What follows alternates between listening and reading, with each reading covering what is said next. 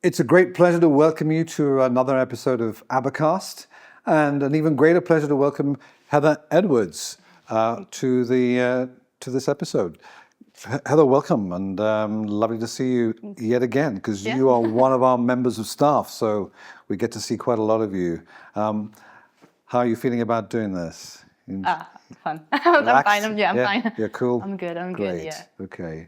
Why don't we start with talking about how you came into the business and where you came to it from, because you didn't study financial services at university, you did something completely different. So why don't you tell us about that? Yeah, so I started off with dance, and at the time I just wasn't really sure what I wanted to do when I was growing up. So we're talking about 16-year-old me, and I just thought to do what I knew best at the time, and that was dance.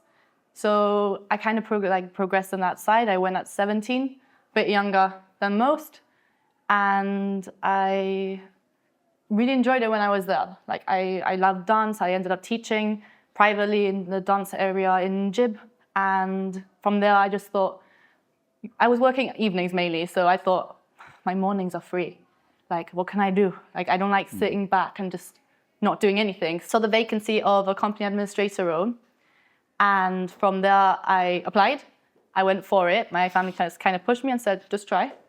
And I actually did 2 interviews for that, and then they just suggested, I was talking to Melissa and Tanya, and they said, well, why don't you try reception as well? And I thought, yeah, sure. That sounds great for me. I went there, and that's how I kind of entered the side of the reception area. And I was just sat down at my desk, and I was reading all the brochures and just looking at the services that we provided. And I kind of just already was writing my own notes on everything. I just thought, if I'm in reception, I have to know everything, no? In a way, if someone calls, I need to know where to go, where to send them. And it kind of sparked from there. I had an interest in there already. And I remember you mentioned where I would like to go at one point, if I would want to do BD, or if I wanted to go and progress in company admin.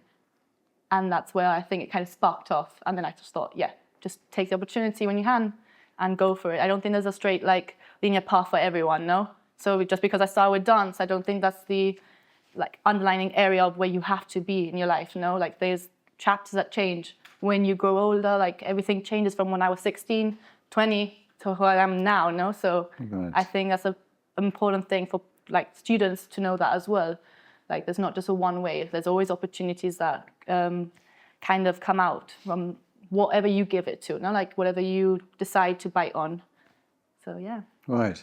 Yeah, it's wonderful that you have been part of our firm from the beginning of your working career. So that's a real testament, I think, to you and to us, in that you've felt that it's something that you have not just wanted to do, but that you think is going to be in your long-term interest as well.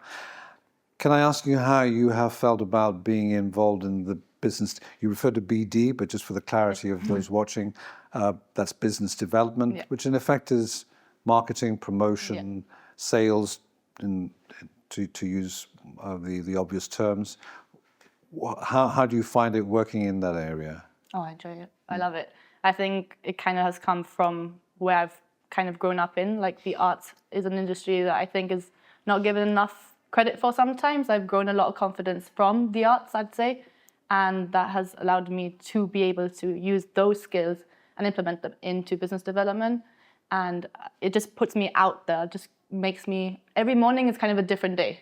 No, you don't know what client's going to come in for the door, you don't know what client's going to message you or contact you. And I think that, honestly, is for me my favorite part of the day. Speaking to people, being open, being out there, I think. And it's fitting for the role in a way. Yeah. How has the obvious learning curve gone for you? Because you said you joined us on reception. Yeah. That's because there was a vacancy there at the time, and we gave you the opportunity to move on to business development in due course. So there's clearly been a learning curve there for you. How have you found that? I enjoy a challenge in that way. I think I don't like settling with myself. I feel like no opportunity is too big at the same time. And I think you just put your right mindset, the positivity into it. And if you think that you can do that, then anything's possible, no? And like I said, when I was just looking at the brochures and going from there, I always kind of like learning something new. I don't like not knowing. So I think that also helped. The mindset that I had probably at that time was just learn. Everything's a new experience, learn. And then that kind of grows in itself. And the learning curve, in a way, has helped me. I mean, I'm doing my step exams now, starting that. So from just being 3 years ago at reception to now, I mean, you just have to take everything that you have and the opportunity that you get given, and you learn from that. Right. Just again, to be clear, the step is not a literal step. It is the Society of Trust and Estate Practitioners. We are a prominent member locally and part of the international network as well. You're involved in not just the traditional side of business development, which we would think about in terms of client meetings, prospects, development of prospects and inquiries, but also on the digital side, on the marketing side of it. Can you tell us a little bit more about what that involves? Yeah, so that's just like an everyday kind of aspect. So I mean, I always like kind of have to balance that out with the client side and the marketing, the digital marketing. But I think there's an element of creativity within that. So there's anything that we see in news or anything that we see that is maybe important that we should share, like even the social side of things of that happen inside our firm. No, we have the Abacus social committee that we have. And I think it's really fun to make that content. I think that shows there's an element of humanity in the workspace. I think there's a lot of seriousness, like of course, like financial services is serious in nature, no? Like I think showing that creativity in the digital marketing is very important to show that there's a creative and a colorful side to our services and our actual work ethics as well within the team. Yes. Personally, I try to keep away from social media as if it was the plague. I don't think I use social media at all. To what extent do you think that the current generation of clients or potential clients either uses social media or is focused in on social media to the point where it's actually a good tool for us to use? Yeah, I think it is an important tool actually, like especially nowadays as everything relies on social media almost. I know some people don't use it like yourself like as much, but we do tend to use, for example, any search engine, you know, for when we're like looking for anything that's relatively new or we're not sure on, whether that be vacancies, whether that be student opportunities, or whether that be an actual client looking into setting up a new company or a fund or any of the services that we do provide. I think it's an automatic thing that we do check social media, we check what they look like, we check the website, we check actual like source and foundation of that place, because I think there's a lot of, well, nowadays, especially with social media, there's a lot of like, scam going on. So before you engage with anyone, you always do like a little search engine on your like the platform that you're going to be looking at or you're going to be like investing your time in. So social media, when used correctly, is an amazing tool to use, especially, for example, depending the platform. If it's Instagram, I'd say that's maybe more towards the young generation who use it more. If you're looking to show the fun side of work, LinkedIn, more of a business tool, and then Facebook for the generation that maybe still don't use Instagram, but there's a different area. When it's used right, it works well. All right. What does your day look like? Tell us about a day in the life of Heather. Well, I mean, that depends. What's the kind of mix of things that you end up doing? I mean, every day is, like I said, mentioned earlier, it's different. Every day is different within the business development team. I think that's the fun of it, no? I don't know what I'm going to walk into always, like unless I have a client call, for example, that's been rearranged or actually has been in advance there. I walk in and the first thing I do is always just do my standard, check the emails, check the CRM, which is where we see the clients' inquiries come through and making sure everything's in line. And from there, it just like trigger events along the day. So you just have to make sure that you can multitask and be here and there at the same time. So you get pulled in different directions, that's for sure. But I think there's a fun element to that, for sure. I think what would be interesting for me to know is from where you currently sit and the kind of exposure you have to the leads that we get, in whatever way they come in, be it digitally or through the door. To what extent do you think the difference in clinching a sale is to do with Gibraltar, Yeah. price, and relationship. I think it really depends on what they're looking for.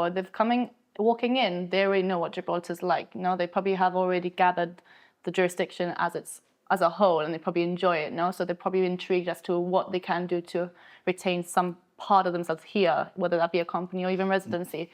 I mean, price as well. It depends what they're looking for. If they ask us any questions along that side, that's a normal question to ask, no? And normally what we would require is just a call to actually understand their requirements further. And I think that gives us a bit more information as to what it is that they need, what is it that they want and what they're looking for. And I think depending the lead, it really just depends on the client itself and their own individual needs. So it's very hard to put them into a particular bracket of what each client would be because, like I said, every person has their own individual needs, and depending on the jurisdiction that they reside and depending on what service that they're actually looking for, I think it just really depends on themselves. So, yeah. Okay. What part of what you do excites you the most? Talking to people. Okay. Talking. Yeah. Yeah. I just enjoy always speaking to people. I think that's the fun part, no? I mean, everyone has their own experiences, and I think there's always learning opportunities when you speak to people. There's different personalities, and I think that's really important to learn. I wonder about the way we use the words business development because it's almost a euphemism. It's almost like hiding the true nature of what that means because it's kind of like sales has come to acquire a slightly dirty image. If you talk about someone being an insurance salesman, God bless all our insurance salesmen. But when you talk about someone being an insurance salesman, it's almost slightly pejorative. It's slightly kind of, they're almost certainly going to be oppressive and wanting to flog you something. Yeah. But of course, sales, having been there myself, sales is not clearly not like that. What do you think are the key attributes for somebody who's in sales? If you had to choose like 3 key characteristics for someone who's going to be really good in the sales area, what do you think they would be? I think you have to be an extrovert in a way. Yeah, definitely, because you have to be willing to listen as well. I think that's another one, a very important one. And I'm thinking about the third one. I think you have to be proactive as well. You don't have to want it. You can't just sit back. You have to actually be engaged into like the sale. You can't just sit back and let it go almost, no? Yeah. But you can't be at the same time needy. But you have to make sure that you are being active in the sense that you are giving everything that you can to that client.